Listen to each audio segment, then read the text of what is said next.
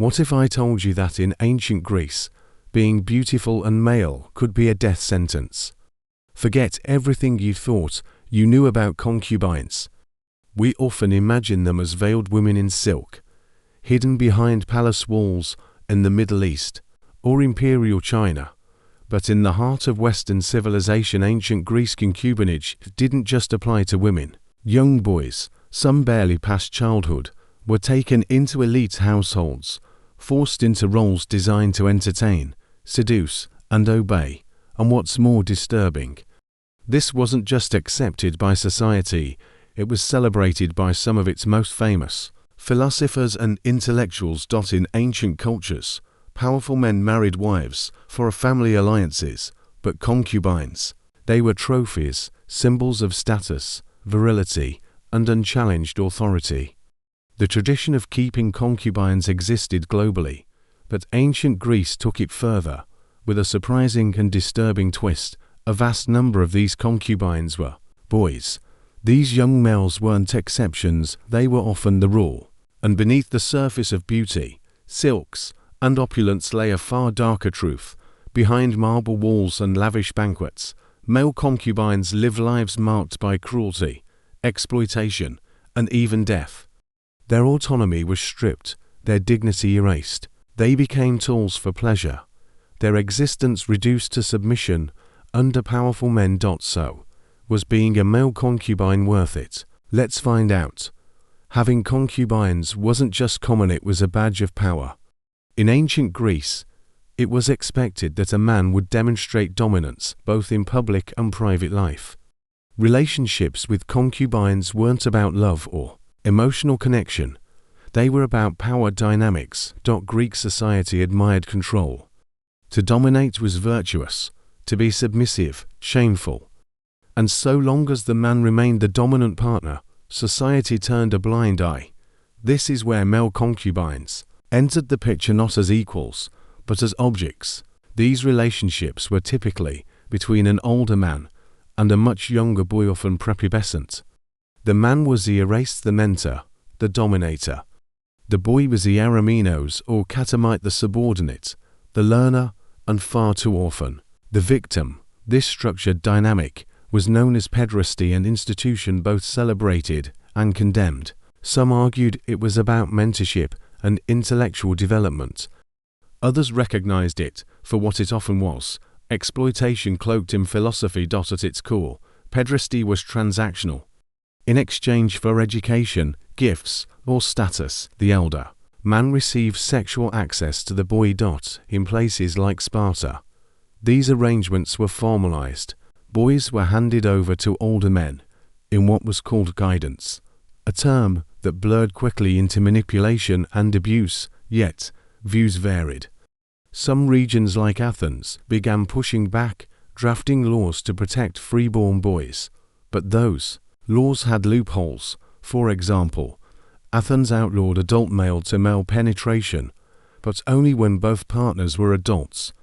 Doing the same to a boy, still tolerated.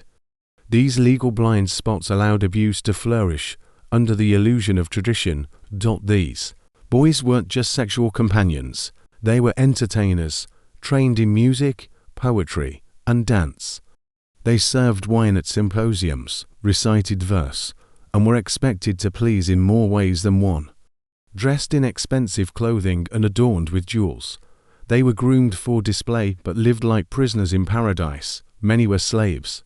Others were sold into concubinage by desperate families chasing favor. Few had any say in their fate. Some were even castrated, mutilated, to preserve their childlike features. This wasn't rare. These boys, known as delicati, were groomed to be eternally submissive and aesthetically pleasing. Dressed in feminine attire, perfumed, and kept unnaturally youthful, they were shaped to meet elite tastes. And this wasn't done in secrecy. Society knew and often looked away. Artifacts like the Warren Cup, a Roman silver goblet showing explicit scenes between older men and boys, remind us of this disturbing legacy. It wasn't hidden, it was a luxury item, a symbol of status and indulgence. Freeborn boys, if from wealthy families, had limited protection. They wore a toga praetexta, marking them as off-limits. But for foreign-born boys or slaves, there were no such safeguards. They were seen as property, without civic rights, without voices. Roman laws like the Lex Scantinia protected freeborn citizens, but excluded the enslaved. For most male concubines, consent didn't exist. Their suffering remained hidden behind walls and tradition. Interestingly, while Greek society enforced rigid roles in life, gender in myth and ritual was far more fluid. Gods changed form. Men cross-dressed in sacred ceremonies. Sexuality wasn't categorized the way we see it now. What mattered most wasn't gender, it was the role, dominant or submissive. The god Hermaphroditus, son of Hermes and Aphrodite, embodied this duality, beautiful, androgynous, and symbolic of the blending of male and female traits. Even Zeus, the king of gods, was said to take male lovers or disguise himself as a woman. In stories, gender bent freely. In society, power ruled.